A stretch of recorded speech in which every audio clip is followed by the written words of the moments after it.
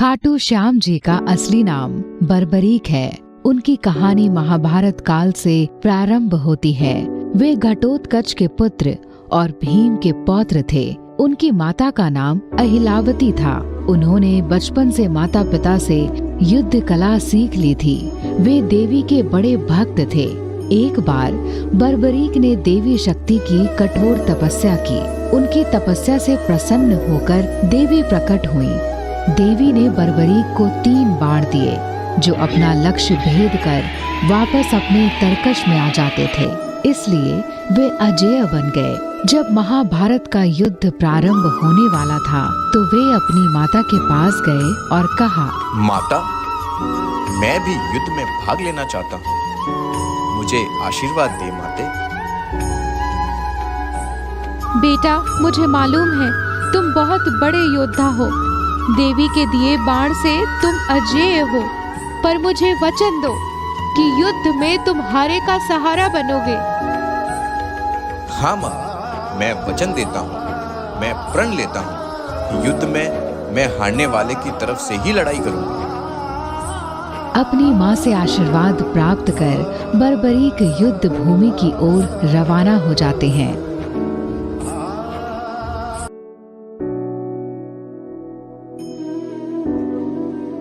जब वे युद्ध स्थल के निकट पहुंचे, तो कुछ सैनिकों ने पूछा, हे वीर, आप तो बहुत शक्तिशाली दिखाई पड़ते हैं। बताइए, आप किस ओर से युद्ध करोगे?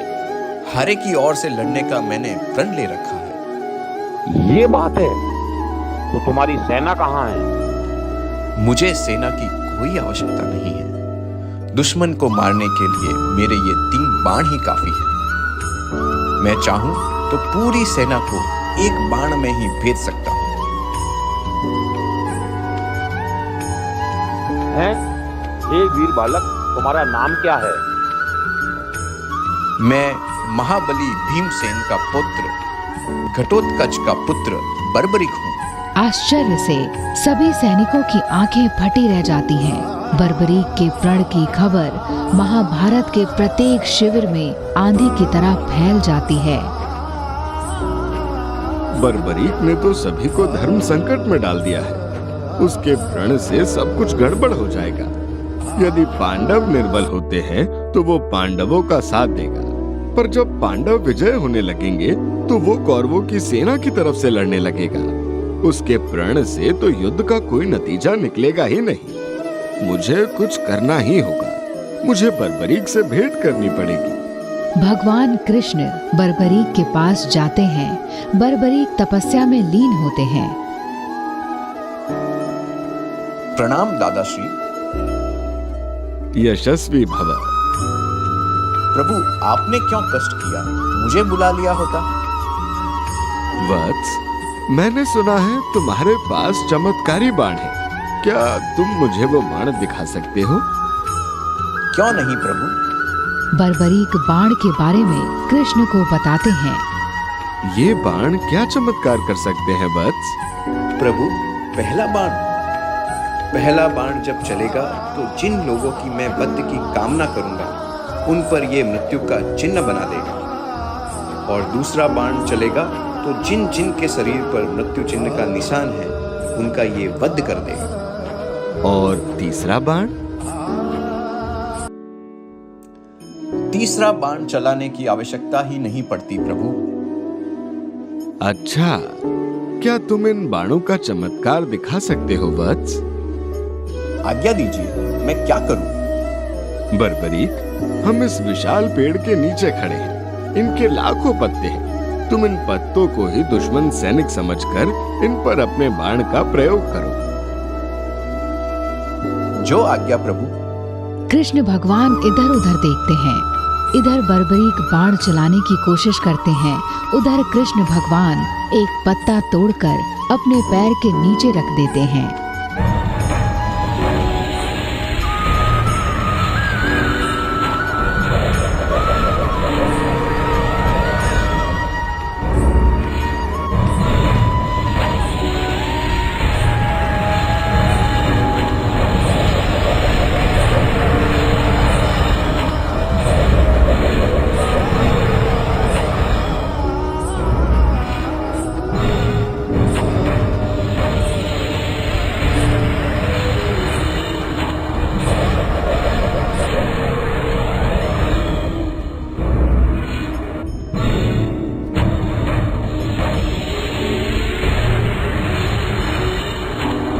कृपया अपना पैर हटाइए प्रभु, एक पत्ता आपके पैर के नीचे भी है।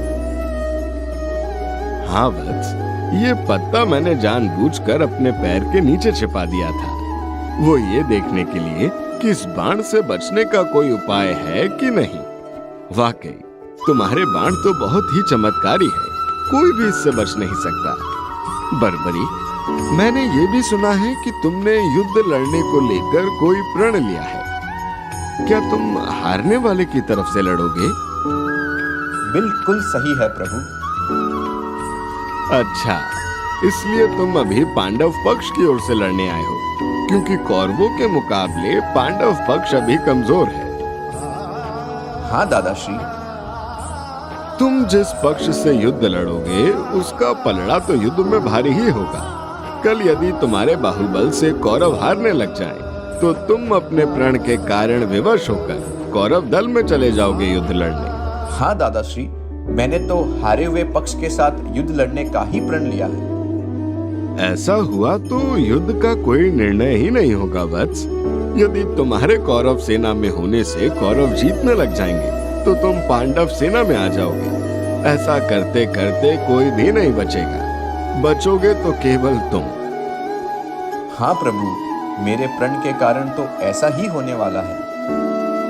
वो तो ठीक है वत्स, पर मैं एक दुविधा में हूँ। क्यों दुविधा में हो प्रभु?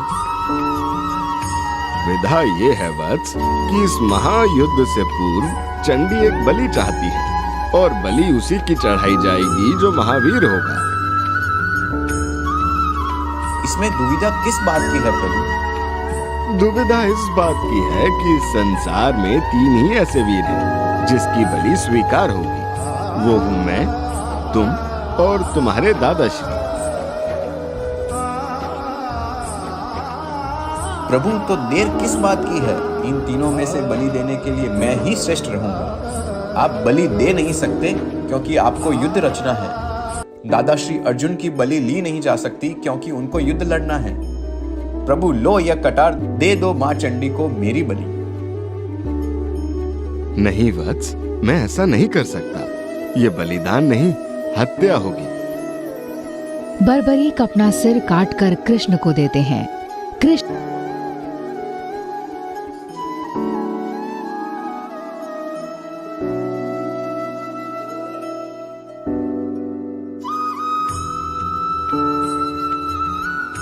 लीजिए अपनी गुरु दक्षिणा स्वीकार करें गुरुवर। पर गुरुवर, मेरी बड़ी इच्छा थी इस युद्ध को देखने की, पर अब वो इच्छा कभी पूरी नहीं होगी। तुम्हारी इच्छा अवश्य पूरी होगी वत्स। सिर धड़ से अलग होने के बाद भी तुम्हारी आंखें हर दृश्य को देख सकेंगी, तुम्हारे कान सुन सकेंगे और तुम्हारा मस्तिष्क समझ सकेगा।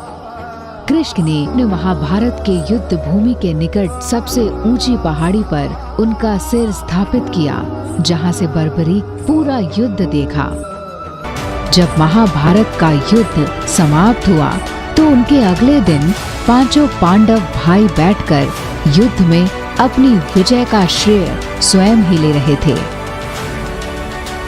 इस युद्ध में सबसे ज्यादा पराक्रम तो मेरा ही रहा है, जिसकी वजह से हम युद्ध जीत पाए। आप सभी तो जानते ही हो, कौरवों की तरफ से सबसे बड़े योद्धा तो पितामह भीष्म थे। यदि मैंने उनको बाणों की शैया पर ना लेटाया होता, तो आज तक युद्ध का निर्णय हुआ ही नहीं होता।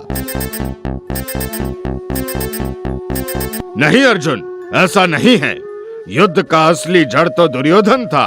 यदि मैंने अपनी गदा से उसका वध नहीं किया होता, तो हम कदापि नहीं जीत पाते। अरे भाइयों, क्या बचकाना बातें कर रहे हो आप सभी। युद्ध में असली जीत तो धर्म की हुई है। मैं धर्मराज हूँ। यदि मैंने युद्ध का कुशल नेतृत्व नहीं किया होता, तो हमारी विजय कोसों दूर होती। इसी बहस में भगवान कृष्ण वहां आते हैं। क्या हुआ अर्जुन? किस प्रश्न पर इतनी बहस चल रही है? पार्थ, हमारी बहस इस बात पर चल रही है कि महाभारत के युद्ध में जो विजय मिली है, इस विजय श्री दिलाने का श्रेय किसको देना चाहिए? क्या आप इस प्रश्न का जवाब दे सकते हैं केशव? अर्जुन, ये तो बड़ा ही कठिन प्रश्न है। इस प्रश्न का उत्तर मैं कैसे दे सकता हूँ? मैंने तो ये युद्ध लड़ा ही नहीं। मैं तो बस तुम्हारा सारथी था। इस प्रश्न का उत्तर तो वही दे सकता है जो युद्ध लड़ा ना हो पर ये सारा युद्ध देखा हो। ऐसा व्यक्ति कौन होगा? है एक महान योद्धा। बड़े भैया, वो आपके पौत्र बर्बरीक हैं। उन महादानी, उन शीर्षदानी से इस प्रश्न का उत्तर पूछ सकते हैं। चलो चलते हैं तुम्हारे प्रश्न का उत्तर जानने के लिए। कृष्ण की बात सुनकर सभी बर्बरीक के पास जाते हैं। प्रणाम। हे महादानी, आपने सारा युद्ध देखा है। हाँ प्रभु, मैंने सारा युद्ध देखा।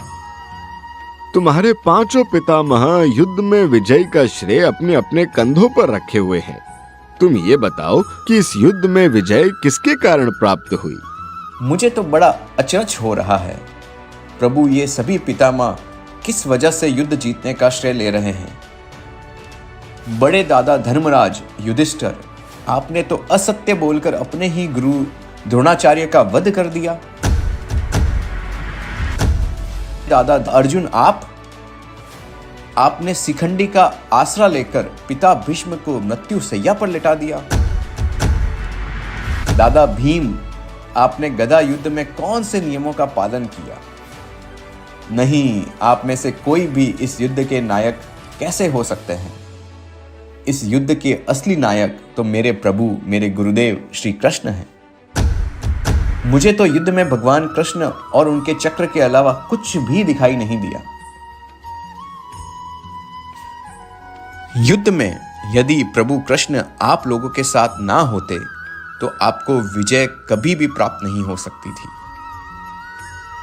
हे महादानी, हे शीर्षदानी, युद्ध के असली नायक तो तुम हो, पर तुम्हें कुछ नहीं मिला। हे प्रभु, मुझे कुछ नहीं चाहिए। तुम्हें कुछ नहीं चाहिए? तुम तो निष्काम कर्म योगी हो, पर मैं तुम्हें तुम्हारे निष्काम कर्म का फल अवश्य दूंगा। कलयुग में तुम मेरे नाम से ही जाने जाओगे और मेरी सारी शक्तियां तुम में निहित होंगी। तुम हारे के भगवान कहलाओगे। जो भी मनुष्य तुम्हारी पूजा करेगा उसकी सारी मनोकामनाएं पूर्ण होंगी। मेरे लिए क्या आज्ञा है प्रभु? पुत्र, जब कलयुग का प्रसार हो तो तुम खाटू नाम के स्थान पर विराजमान हो जाना। वहां तुम्हारे शीश की पूजा होगी।